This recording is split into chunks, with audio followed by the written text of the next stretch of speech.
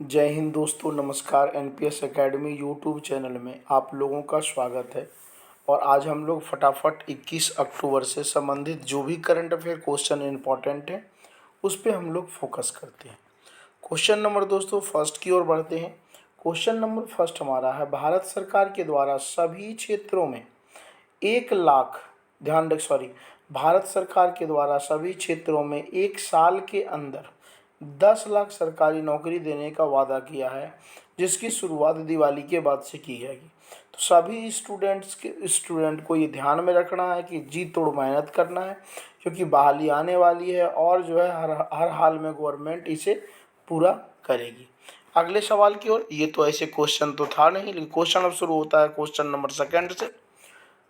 नवनिर्वाचित अभी हाल फिलहाल में नवनिर्वाचित ब्रिटिश प्रधानमंत्री नई प्रधानमंत्री बनी थी, जिनका नाम था ट्रस। ये लेडीज थी, लेकिन जो वादे की थी वो वादे को पूरे नहीं कर पाए, इसलिए इन्होंने अपने पद से त्यागपत्र या इस्तीफा दे दिया। तो ध्यान रखिएगा, ट्रस जो हाल फिलहाल में इस्तीफा दिए ये ब्रिटिश प्राइम मिनिस्टर थी। अगले सवाल की ओर दोस्तों बढ़ते हैं। सवाल नंबर थर्ड आपके पास आ चुका है। सवाल नंबर थर्ड बड़ा ही इंपॉर्टेंट है। आपको पता है इंडियन गवर्नमेंट हिंदी भाषाई पे ज़्यादा बल दिए जा रहे हैं, इसी कारण से यहाँ कह रहा है भारत सरकार के द्वारा शिक्षा को रुचिकर बनाने के लिए, अच्छा बनाने के लिए, ठीक है, पंचकोश विकास सिद्धांत दिए हैं। तो ये थोड़ा ध्यान रखिएगा। बढ़िया बनाने के लिए, जो बच्चों पे प्रेशर ना पड़े उसके लिए एक थ्योरी दिए हैं, पंचकोश थ्योरी, विकास सिद्धांत दिए हैं, जिसके अंतर्गत क्या होगा, बच्चे को अन्नमय कोष दिया जाएगा। शारीरिक स्तर, किसी का बॉडी डेवलपमेंट नहीं कर रहा है, क्यों नहीं कर रहा है, तो इन सबों पे। दूसरा हमारा है प्राणमय कोष, जीवन ऊर्जा, बॉडी को सही तरीके से मेंटेन करना। तीसरा है मनोमय कोष, मानसिक रूप से बच्चे को ठीक करना। चौथा है दोस्तों विज्ञानमय कोष, बौद्धिक तार्किक मतलब ज्ञानी उसे बनाना है।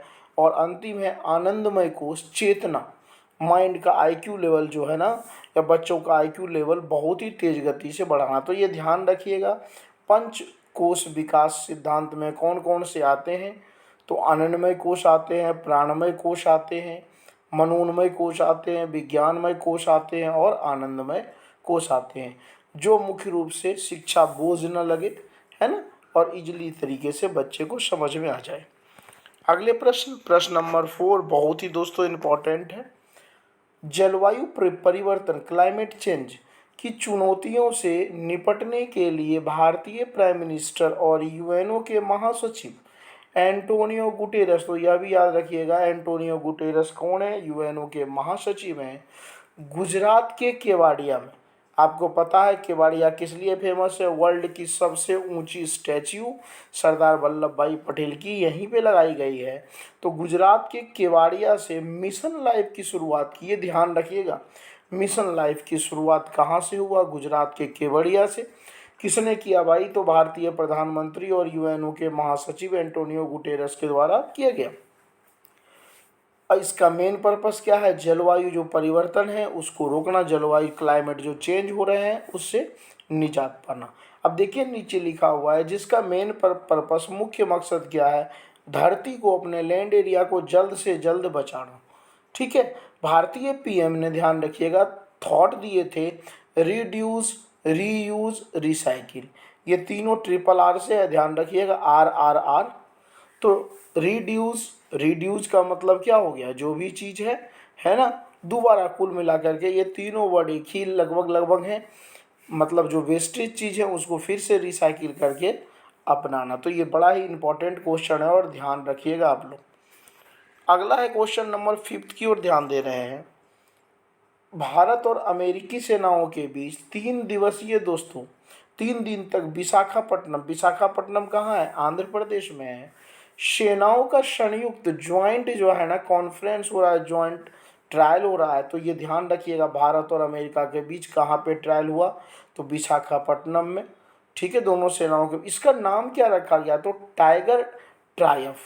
तो ये ध्यान रखिएगा, टाइगर ट्रायफ किन दो देशों के बीच सैनिक क्या हुआ था, अभ्यास हुआ था, तो भारत और अमेरिका के बीच कहाँ हुआ था, तो भारत के विशाखापट्टनम। विशाखापट्टनम किस स्टेट में पड़ता है, तो आंध्रा में।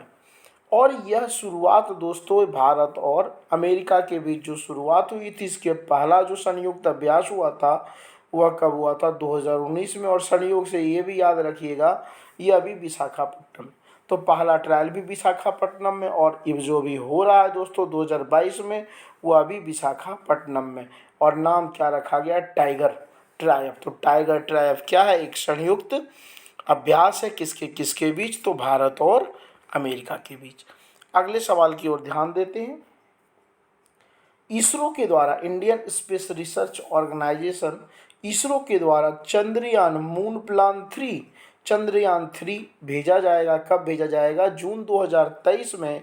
और किससे भेजा जाएगा? तो मार्क 3, ध्यान रखिएगा, मार्क 3 से भेजा जाएगा। और अभी प्रेजेंट टाइम में दोस्तों इसरो के अध्यक्ष कौन है? एस सोमनाथ। ठीक है, तो ध्यान रखिएगा, चंद्रयान 3 जून 2023 मार्क 3 से भेजा जाएगा। और इसके प्रेजेंट टाइम में अध्यक्ष कौन है? तो सोमनाथ। अगले सवाल की ओर ध्यान बढ़ाते हैं। अगला सवाल है, IT company, information technology company HCL के संस्थापक जो फाउंडर थे उनका नाम है शिव नादर या शिव नादर, इस वर्ष के सबसे बड़े दानवीर बने हैं। ठीक है, तो ये ध्यान रखिएगा, शिव नादर जो है वह किसके किसके हैं? संस्थापक HCL के। और भारत में सबसे ज़्यादा दान करने के मामले में टॉप पे यही रहे। इनका मानना, इनके रिपोर्ट के अनुसार ये माना जाता है, जो रिपोर्ट आई हुई है, प्रतिदिन ये 3 करोड़ रुपए दान करते हैं। और दूसरे नंबर पे कौन है? विप्रो के संस्थापक अजीम प्रेम जी। हालांकि अजीम प्रेम जी पिछले 2 वर्षों से टॉप पे रहे थे, लेकिन इस बार सेकंड पे ये पहुंच गए। और फर्स्ट नंबर पे कौन आ गए? तो HCL के संस्थापक शिव नादर। अगले सवाल की ओर दोस्तों ध्यान बढ़ाते हैं। सवाल नंबर 8 काफ़ी बड़ा है और इम्पोर्टेंट भी है, तो इसे एक साइड से हम लोग देख लेते हैं। सवाल नंबर 8 क्या कहता है? 1943 में सुभाष चंद्र बोस के द्वारा सिंगापुर में आज़ाद हिंद फौज की गठन। तो ये पूछा जाता है कि आज़ाद जो हिंद फौज था किसने बनाया था? तो भाई सुभाष चंद्र बोस। कब बनाया था? 1943 में। कहाँ बनाया था? तो सिंगापुर में। ठीक है, मूल रूप से सुभाष चंद्र बोस जी जो हैं उड़ीसा के कटक से संबंधित हैं। ठीक है, और इन्होंने 1938 और 1939 38-39 में कांग्रेस सम्मेलन के अध्यक्ष भी रहे। वे कांग्रेस के मेन लीडर अध्यक्ष होते थे। ठीक है, कांग्रेस पार्टी के। तो ये 2 बार लगातार रहे हैं, लेकिन 39 में आपसी विवाद के कारण इस पद से त्यागपत्र दे दिए थे। यह भी कई बार सवाल पूछा गया है कि इन्होंने 1939 में इन्होंने जो है ना एक संस्था बनाए थे जिसका नाम क्या था? Forward block. तो फॉरवर्ड ब्लॉक के फाउंडर कौन है? सुभाष चंद्र बोस। इन्होंने कुछ नारा दिए, जैसे तुम मुझे खून दो मैं तुम्हें आज़ादी दूंगा, दिल्ली चलो का नारा दिए। गांधी जी को दोस्तों इन्होंने राष्ट्रपिता भी कहा। तो ये चीज, तीनों चीज, तुम मुझे खून दो मैं तुम्हें आज़ादी दूंगा, किसने नारा दिया? सुभाष चंद्र बोस। दिल्ली चलो का नारा किसने दिया? सुभाष चंद्र बोस। और महात्मा गांधी को राष्ट्रपिता शब्द पहली बार किसने कहा था? तो यह भी किसने कहे थे भाई? सुभाष चंद्र बोस के द्वारा कहा गया। कहाँ से कहे थे? तो ध्यान रखिएगा, जर्मनी से कहे थे। बाद में जब ये आए तो धीरे धीरे जो है ना ब्रिटिश, क्योंकि इस समय क्विट इंडिया मूवमेंट, ठीक है, भारत छोड़ो आंदोलन चल रहा था 1942 में। तो अंडमान का नाम, ये जब अंडमान पे ये कब्जा जमा लिए तो अंडमान का नाम रखे शहीद और निकोबार का नाम रखे स्वराज। ठीक है, तो यह भी ध्यान रखिएगा, शहीद जो नाम रखे अंडमान का और स्वराज निकोबार का रखे।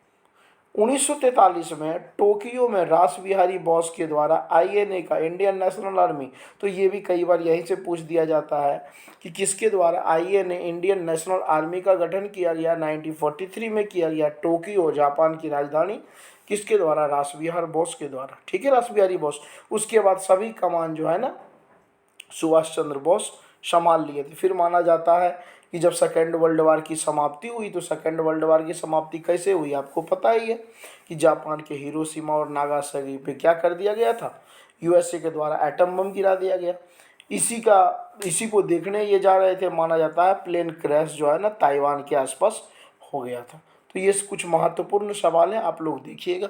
आपको मैं बता दूं दोस्तों, आप कहेंगे ये बुक से नहीं है, जो आपके न्यूज़पेपर में चर्चा का सब्जेक्ट रहता है वही मैं देता हूं। और आपके एग्ज़ाम में भी ऐसे सवाल पूछ दिए जाते हैं तो आप लोगों को लगने लगता है अरे भाई ये तो जी हिस्ट्री का पूछा, हिस्ट्री का नहीं पूछा, है तो ये हिस्ट्री, लेकिन जो चर्चा में था। तो आप ध्यान रखिए, यदि कॉन्शस होकर के वीडियो को अच्छे तरीके से पढ़ेंगे तो जीके भी अपने आप लगभग क्लियर हो जाएगा। और आज का दोस्तों अंतिम प्रश्न, आप लोग दबा करके लाइक शेयर सब्सक्राइब करें। अंतिम प्रश्न की ओर दोस्तों बढ़ रहे हैं हम लोग। 1951 में ध्यान रखिएगा, राष्ट्रवादी श्यामा प्रसाद मुखर्जी, अंडरलाइन कर लीजिएगा, बड़ा अच्छा सवाल है भाई।